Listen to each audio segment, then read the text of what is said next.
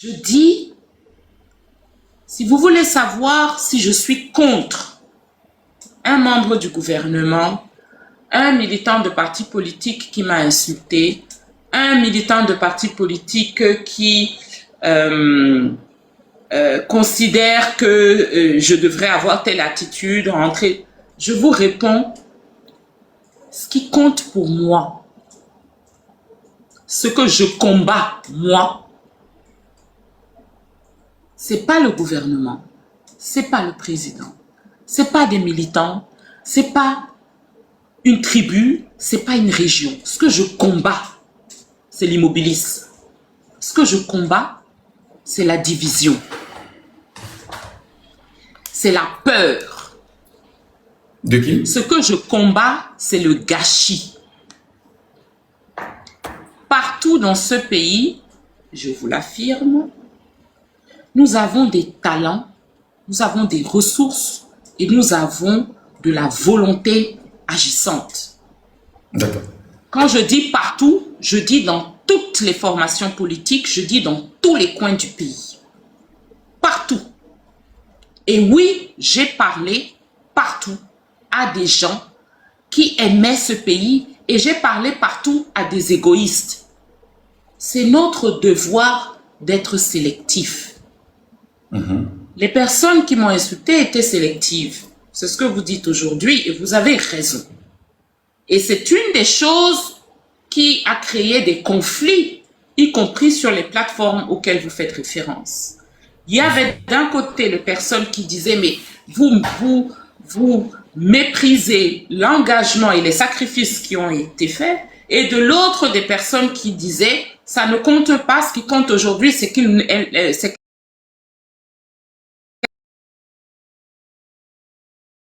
est contre-productive. Et c'est du gâchis. Parce que chez l'un comme l'autre des protagonistes d'une telle conversation, il y a quelque chose qui peut nous aider à construire le Cameroun que nous voulons tous. Il n'y a pas de Camerounais qui veulent rassemblement. Je termine. Non, je ne suis pas... Vous êtes dans la quête permanente du rassemblement des Camerounais. Non, je vous parle d'émotion, je ne parle pas de rationalisation, je parle de ce qui me touche, je parle de ce qui nous touche et je parle en tant qu'être pensant des efforts que nous devons faire pour rester concentrés, comme dit la belle famille. Absolument. Nous devons rester concentrés. Bien sûr que la chair est humaine, je ne suis pas faite en bois. Bien sûr que les insultes font mal, ce n'est pas le problème. Mais on ne peut pas m'imposer de rester fixé sur ma douleur. Ah d'accord, très bien. Mon choix, en tant que leader, est de dire, il nous reste quelque chose à construire et de toute manière, il n'y a pas eu que de la douleur. Je vous ai parlé de mon expérience au sein du MRC. Il n'y a pas eu que de la douleur. D'ailleurs, je refuse de donner aux quelques personnes qui se sont montrées désobligeantes, insultantes, méprisantes, calomnieuses, diffamées. Je refuse de considérer que ça, c'est la voix de la majorité. Vous savez ce qu'on dit chez vous? Ce sont les tonneaux vides qui font le plus de bruit. Absolument. Est-ce qu'ils ont plus de valeur que les tonneaux pleins? Pas du Non. tout. Pas du tout. Et je suis concentrée sur ce qu'il y a dans les tonneaux pleins. Permettez. Ok, Maître Michel, je suis concentrée là-dessus. Je répète et je termine là-dessus, sur ce point. Ce qui m'intéresse chez chacun d'entre vous, c'est ce que vous pouvez donner à ce pays, à notre pays, pour qu'ensemble, on vive dans un endroit que nous aimons et qu'on transmette à nos enfants un endroit que nous aimons. Ça ne m'intéresse pas que tout le monde m'aime. Ce n'est pas ce que je vous demande. Ce que je vous demande, c'est de me juger sur ma capacité à faire de mon mieux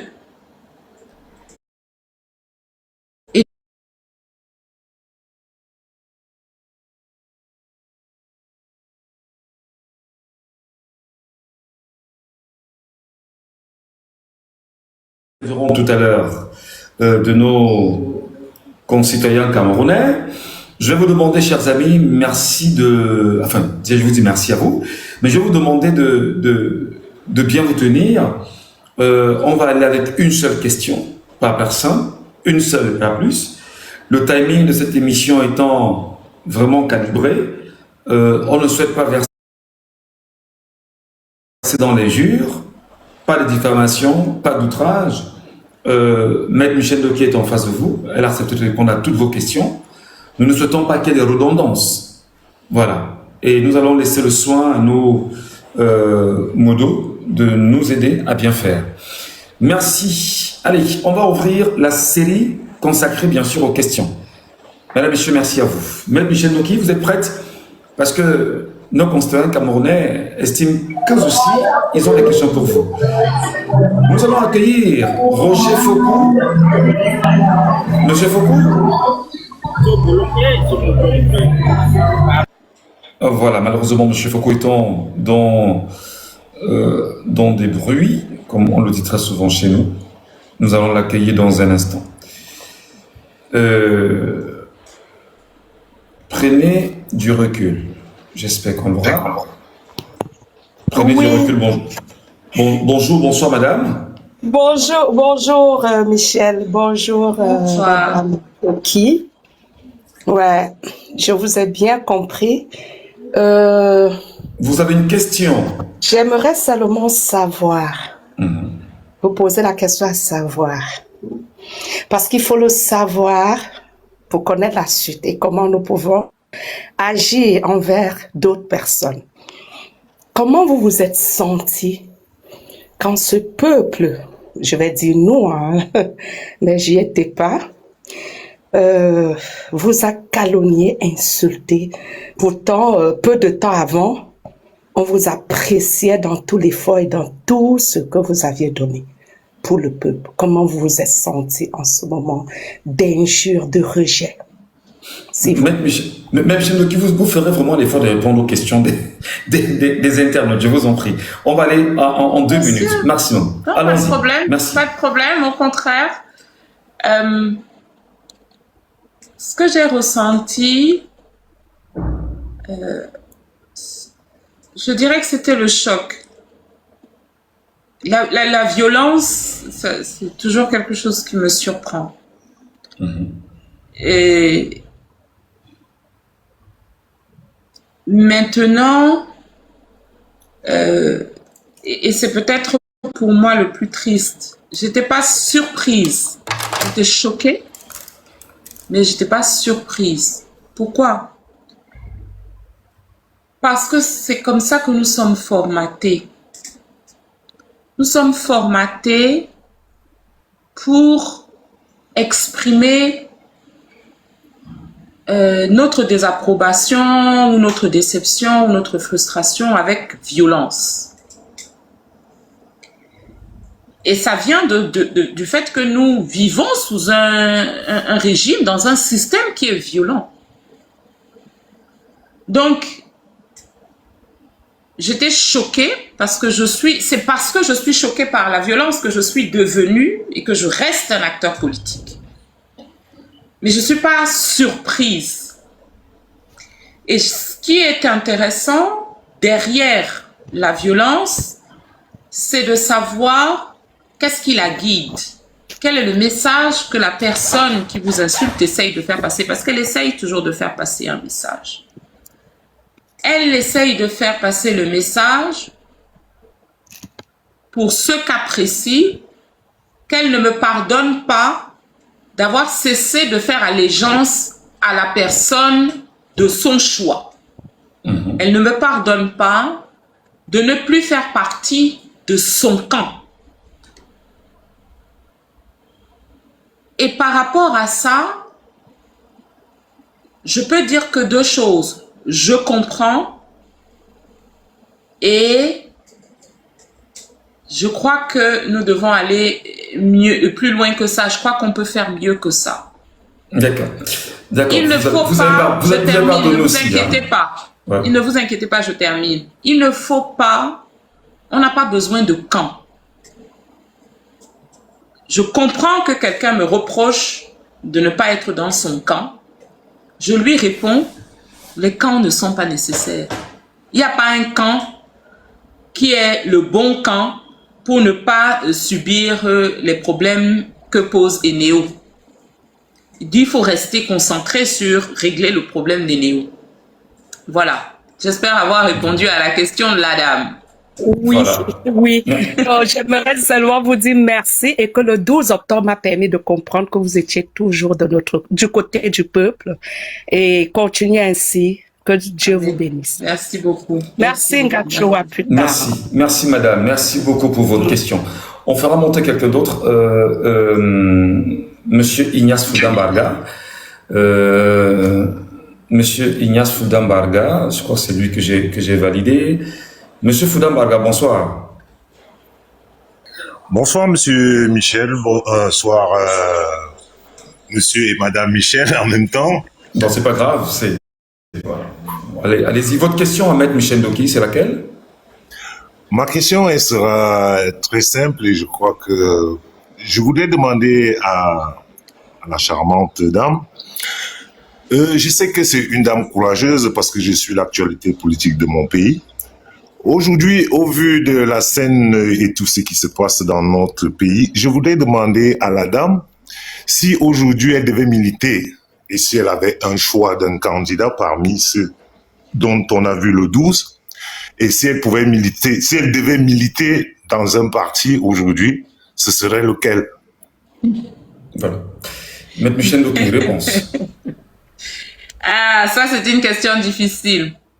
Je vais vous dire pourquoi c'est une question difficile. Parce que mon opinion sincère est que malheureusement aujourd'hui on ne fait pas de politique dans nos pays. Et que l'intérêt pour moi d'être dans une formation politique, dans un parti politique, c'est de faire de la politique. J'explique. Faire de la politique, c'est défendre. Vous avez dit, je suis la politique de mon pays. J'en déduis que vous ne vivez pas au Cameroun. Et donc, vous savez, là où vous vivez, comment on fait de la politique. On défend une idée de la manière dont on va gérer la cité. Est-ce que nous voulons un système libéral? Est-ce que nous voulons un système de partage des richesses? Est-ce que nous voulons une sécurité sociale pour tous? Est-ce que nous voulons préserver l'environnement? Ou bien nous voulons développer des usines parce qu'il faut donner de l'emploi aux gens? Voici comment les gens parlent et font de la politique dans beaucoup de pays de la diaspora, en tout cas en Europe et en Amérique du Nord où vous vivez. Chez nous, on ne fait pas de politique. On se bat pour conquérir le pouvoir. Or, la conquête du pouvoir n'est qu'un outil pour pouvoir faire de la politique. Dans nos pays, c'est devenu l'objectif ultime. C'est la raison pour laquelle vous voyez très peu de conversations politiques en dehors des moments des élections. Parce que il n'y a qu'au moment des élections que la compétition pour le pouvoir est ouverte. Or, la politique, elle se fait tout le temps. Chaque année, on va discuter de la loi des finances. Chaque année, on va avoir une loi de règlement. Un de nos députés, Monsieur Cabral Libi, en parlait dernièrement. Chaque année, on va avoir une loi de règlement, c'est-à-dire une loi où on revoit le budget qui a été voté dans la loi des finances pour examiner, analyser, évaluer le taux de réalisation pour s'en inspirer pour la prochaine loi de finances qui, dans nos partis politiques, passe même un peu de temps à travailler sur ces sujets. Donc aujourd'hui, si vous me demandez dans quel parti politique je vais militer, parce que ce sont les sujets qui m'intéressent. Quand je discute de politique avec mes compatriotes, je parle du potentiel hydroélectrique, du potentiel énergétique ou du potentiel de production de richesse, parce que ça va au-delà de l'énergie, de nos cours d'eau. Je parle de la possibilité de faire du carburant avec de l'huile de ricin. J'en ai parlé tout à l'heure. Pour moi, c'est ça faire de la politique, parce que c'est ça qui est utile. Comment nous allons développer le réseau d'infrastructures et faire en sorte qu'on arrête d'avoir 50% de nos produits agricoles qui pourrissent en bord de champ, comme c'est la norme dans l'Ouest. Donc, je ne peux pas vous dire aujourd'hui dans quel parti politique j'irai militer, parce que j'attends que nous ayons des partis politiques. Maintenant, c'est la raison pour laquelle je travaille je coordonne les activités des bâtisseurs de la nation. Nous avons aujourd'hui besoin de bâtisseurs, c'est-à-dire des gens qui vont ensemble créer cet environnement où on travaille sur ce qui est politique. Parce qu'il n'y a pas besoin pour que ce soit un parti, pour que ce soit politique. Les bâtisseurs de la nation, c'est un mouvement de réflexion et d'action politique. C'est un endroit où nous travaillons sur les aspirations qui peuvent être celles du peuple camerounais, sur les diverses questions qui nous occupent, les institutions, le développement, la santé, la place des femmes, etc., etc. Il faudrait que nous ayons un autre direct pour en parler. Mais pour répondre à votre question de manière directe, aujourd'hui, je suis bien au sein des bâtisseurs de la nation parce qu'il me semble que c'est l'endroit où nous pouvons créer véritablement les conditions pour aller vers ce Cameroun qui deviendra une nation moderne, où on fait de la politique véritablement. Voilà. Merci beaucoup, Monsieur Fouda Mbargane, de passer chez nous ce soir. On donnera la parole à quelqu'un d'autre pour une autre question. Nous allons prendre Amor de Dios, qui est avec nous, et la question sera posée. Une seule question pour ce soir. Amor de Dios, bonsoir à vous et bienvenue. Bonsoir les deux Michel, bonsoir Michel, maître Michel. Allons-y rapidement, bonsoir. La question, direct. Oui, je voudrais vous poser une question. Vous nous avez fait comprendre tout à l'heure que la politique, c'est l'art de basculer des choses ou alors de passer à autre chose que ce qui est fait d'habitude. Mais je n'ai pas bien compris un propos et j'aurais aimé que vous nous essayiez de bien nous expliquer. Vous nous avez fait comprendre que il faut 1 million de Camerounais pour jusqu'ici essayer de bâtir le Cameroun.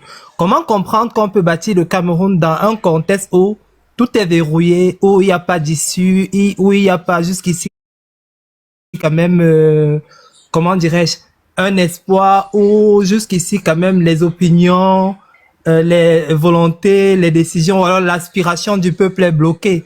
N'a-t-il pas lieu en premier, peut-être jusqu'ici, de renverser la donne, de faire en sorte que jusqu'ici le système qui jusqu'ici opprime, qui jusqu'ici empêche toute alternative de se former ou alors de s'exprimer, de partir, de passer à autre chose? Y a-t-il pas lieu de dire que en premier, il faut d'abord faire en sorte que le régime, le système qui est en place, qui est un frein au développement de toute initiative qui peut jusqu'ici faire éclore notre beau pays auquel vous aspirez comme nous, avant de penser à autre chose, parce que c'est ce que j'ai essayé de comprendre. J'aimerais bien comprendre.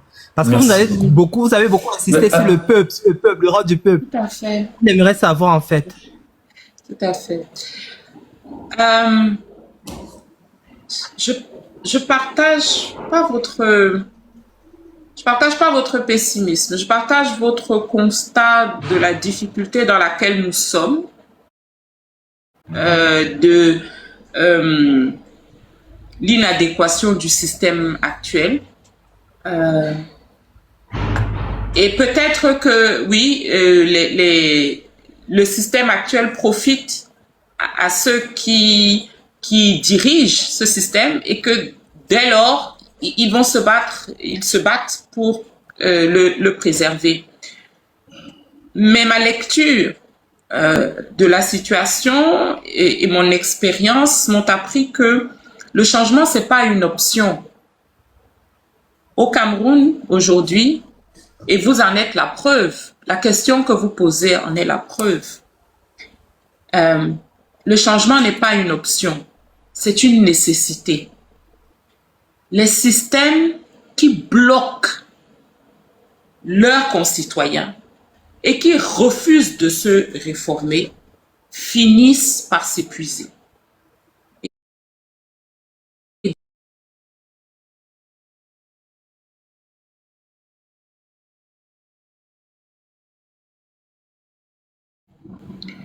Donc,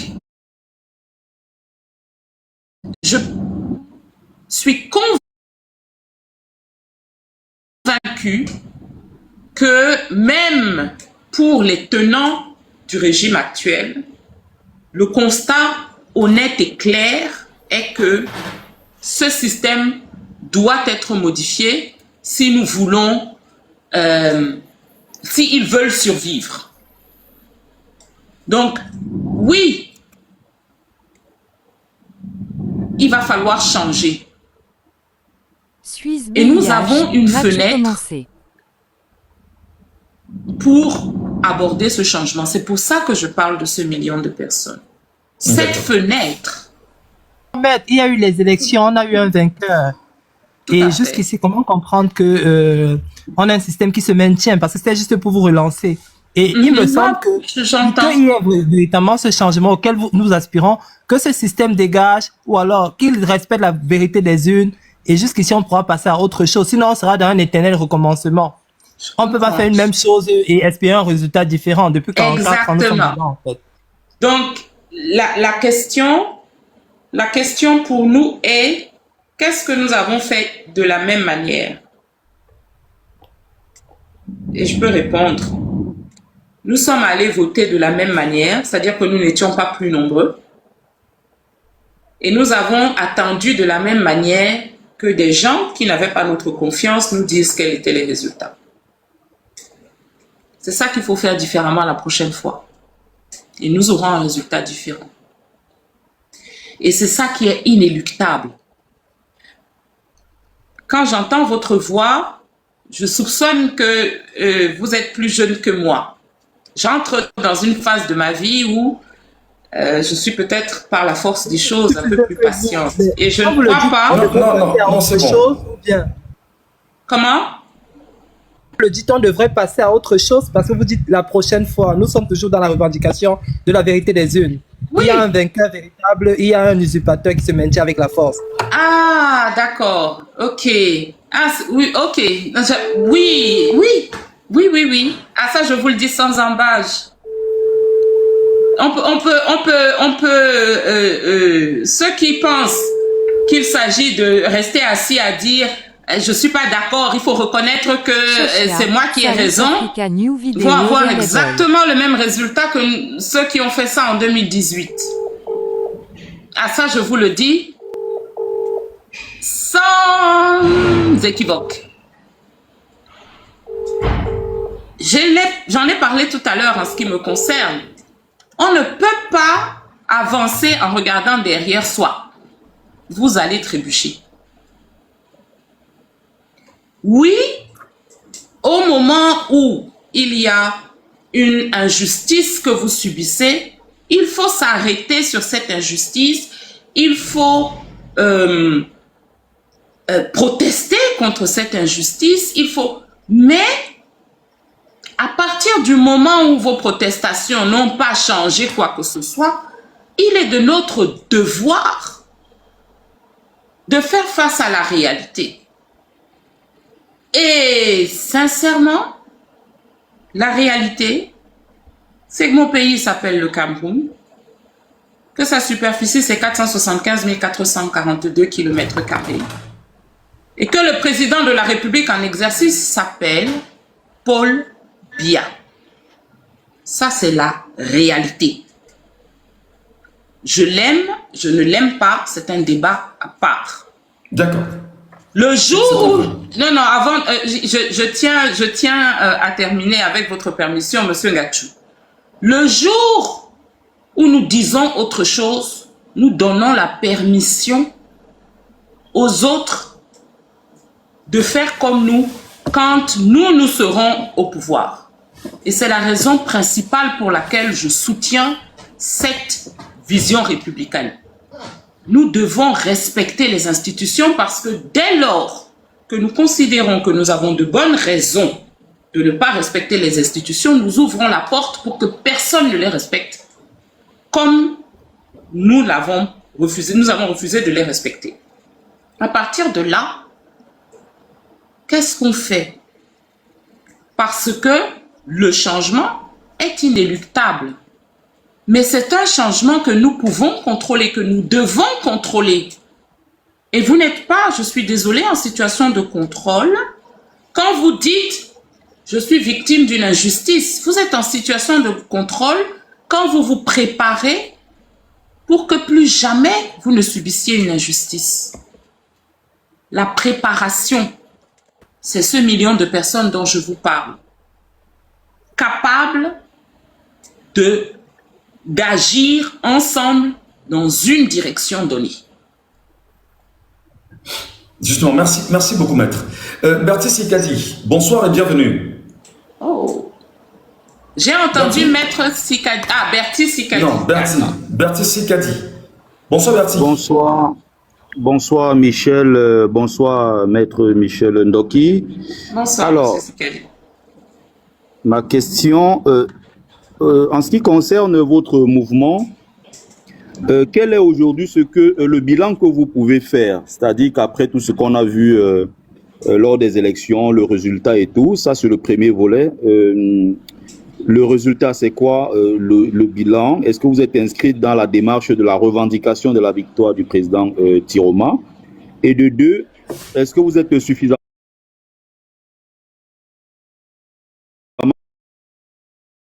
et surtout beaucoup de courage à vous? Merci. Le bilan des bâtisseurs de la nation, du projet DISO plus exactement, c'est 3000 personnes disséminées dans le Cameroun, présents dans les bureaux de vote, qui ont recueilli les résultats dans les bureaux de vote.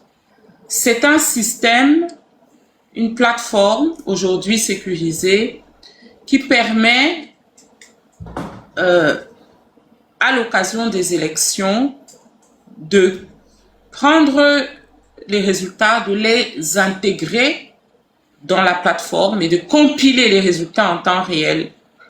Notre ambition pour les élections de 2025 était d'être en mesure d'annoncer les résultats fiables sur la base de ce système éprouvé, avec la coopération de tout le monde d'ailleurs, y compris, nous avions invité à coopérer, y compris le parti au pouvoir. Notre ambition était de le faire dès le lendemain du scrutin. Et c'est quelque chose que nous n'avons pas pu faire parce que la plateforme a été attaquée et que les données qui avaient été recueillies ont été détruites. Nous avons par la suite reconstitué les résultats, mais le processus de reconstitution ne nous permettait plus de garantir l'intégrité des données que nous avions.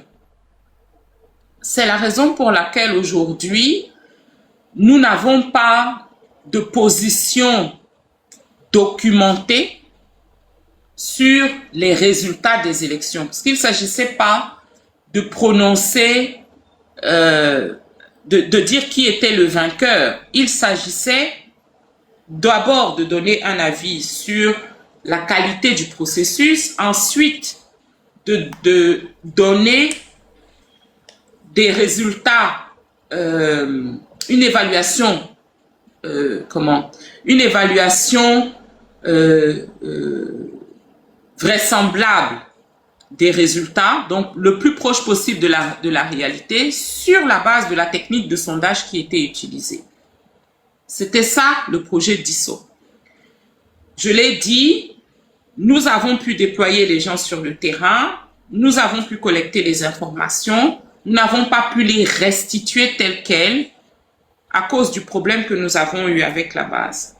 C'est un travail que nous devons conserver et nous avons conservé la base des observateurs telle que elle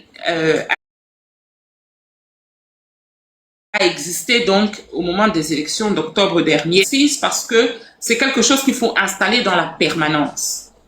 Pour ceux qui parmi nous vivent en France, vous savez que le soir des élections, à 20h, on annonce, en ce qui concerne les élections présidentielles, voici qui le peuple français a. Ça, ce n'est pas le résultat du dépouillement officiel. C'est le résultat des estimations, des évaluations, des instituts de sondage sur la base de la technique, d'une technique similaire à ce que je viens d'expliquer. C'est quelques jours après que l'organe officiel, je ne sais plus si c'est pas le Conseil constitutionnel, la Cour constitutionnelle, c'est le Conseil chez nous là-bas, je crois que c'est la Cour, qui annonce les vrais résultats. Il y a toujours une petite différence de quelques dixièmes ou centièmes de points entre les estimations et les résultats réels. Ce que j'essaye de dire, c'est que le travail pour estimer est un travail de construction. Ce n'est pas parce que nous n'avons pas réussi à 100% aux dernières élections qu'il ne faut pas recommencer. Il faut recommencer et il faut que cette pratique qui s'est installée en Côte d'Ivoire, qui s'est installée au Kenya, qui s'est installée au Botswana, devienne une pratique installée au Cameroun pour restaurer la confiance de nos compatriotes dans le processus électoral. Donc, en ce qui concerne les bâtisseurs de la nation, voilà quelle est la vision et quelle est la projection dans le futur. J'espère avoir répondu à la question. Il y avait une autre question, je pense qu'il y en avait deux. Oui, rapidement. Peut-être le temps pour vous de prendre un verre d'eau. On va rappeler que nous sommes avec Daniel Essissima. Daniel, bonsoir à vous et bienvenue, Daniel Essissima. Bienvenue. Daniel Essissima, le micro est fermé. Oui, salut. Salut, maître Michel Ndoki. Salut à tout le monde. Bonsoir, monsieur Essissima. Content de vous avoir. Oui, ainsi que moi. J'ai écrit un livre sur les élections du Cameroun et il y a un chapitre où je vous ai consacré par rapport à votre méthode d'ISO. Certes, mon frère Betty Locamier a un peu abordé ma question. Bon, maintenant, je vais juste être simple. C'était pour savoir, vous étiez passé à une émission de Mimi Mefo et vous nous avez confirmé que les résultats à votre possession actuellement, le candidat du FNC est devant, suivi de Paul Biya. Donc, moi, je voulais savoir si vous avez réussi à peaufiner tous ces résultats. Mais je me rends compte qu'apparemment, non. Donc, c'était juste cette question-là. Mais à Mimi, il faut que vous nous avez dit que la remontée de vos informations, le candidat FNC est devant. Avait une avance confortable, effectivement. Confortable. Et par rapport à mes travaux, vos données sont soutenables. Et là, je suis surpris. Pourquoi vous dites que vous n'êtes pas allé plus loin? Bon,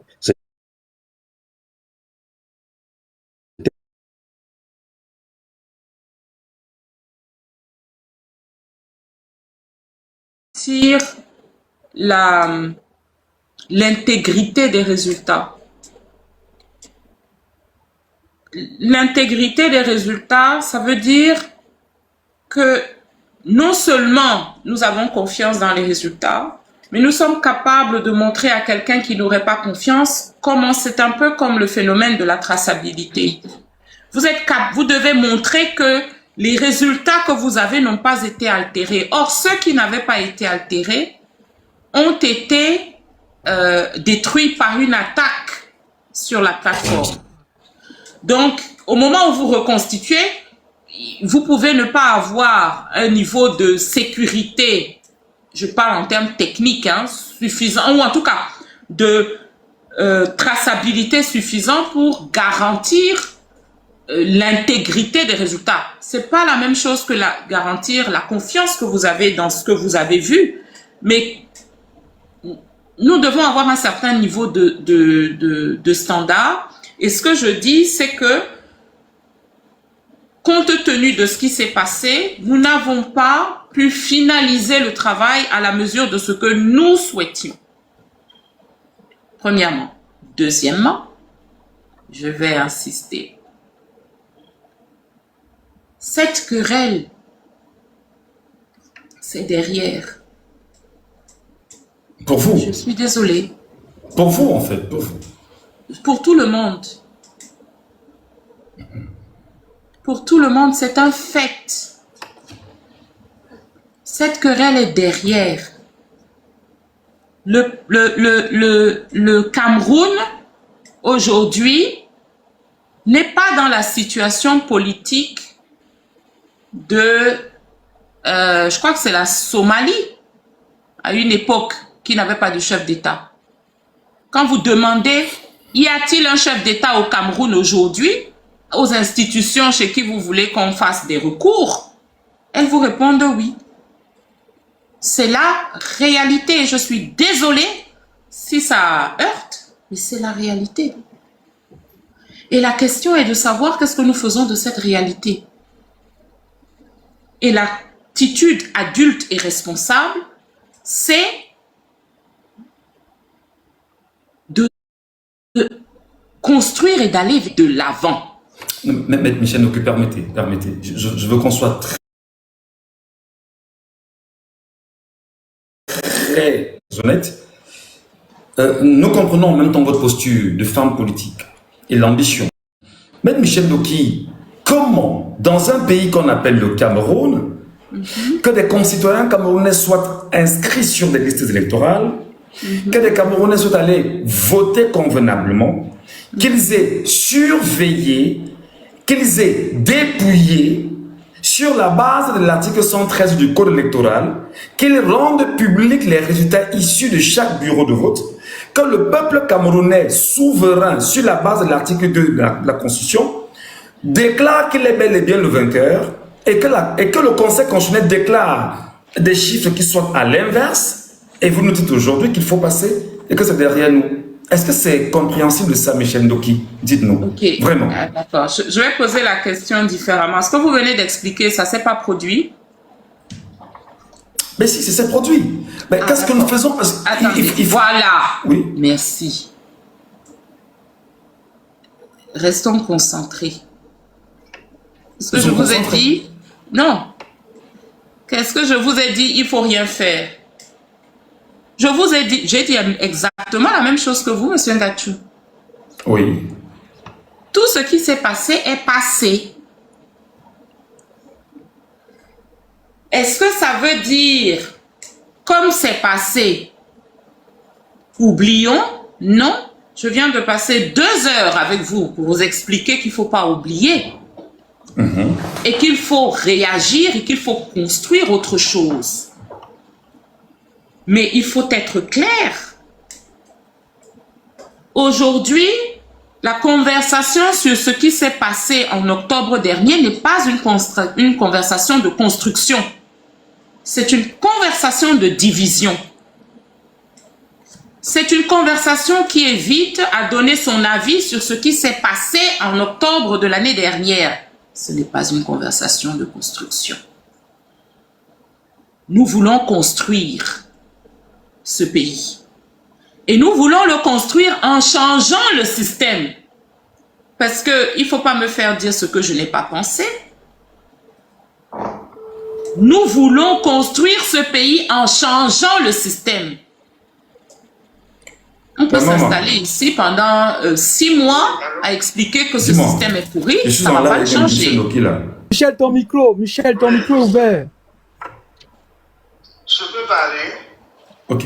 Nous pouvons rester ici pendant 6 mois à dire que ce qui s'est passé n'est pas normal. Oui, la maman. Ça ne va pas changer la réalité actuelle. Et nous voulons changer la réalité actuelle. Qu'est-ce que nous faisons pour changer la réalité actuelle? C'est ça la conversation qui est intéressante. Et ce que je propose, c'est comment changer la réalité actuelle. Oui. Oui. Maître Michel, permettez, parce que cet instant, il est très sensible. Et j'ai avec moi en ligne, vous me permettrez vraiment de faire cette exception, Odile Yogo, qui est femme politique également, et qui d'ailleurs a été l'un des soutiens aujourd'hui de cette victoire de l'élection présidentielle de 2025. Odile Yogo, je vous donne la parole rapidement. Vous avez une question à poser à Maître Michel Ndoki. Nous vous écoutons. Oui, bonsoir les deux Michel. Bonsoir Maître Ndoki, vraiment contente de vous suivre sur cette plateforme. Bonsoir. Je ne sais pas si vous m'entendez. Parfaitement. Oui, un peu moins bien que parfaitement, mais je vous entends. Je voulais poser à Maître Michel Ndoki rapidement des questions. Bon, elle a dit tout à l'heure que le site a été piraté. Bon, mais je pense que les données qui ont été mises dans le site, ce sont des données qui partaient du papier matériel. Alors, si le site est piraté, est-ce qu'il n'y a pas un plan B qu'on ait des données? Parce que c'est des gens qui envoyaient ces données sur le site d'ISO. Déjà, c'est ma première question. C'est-à-dire que même si le site a été piraté, les informations qui y allaient venaient de personnes.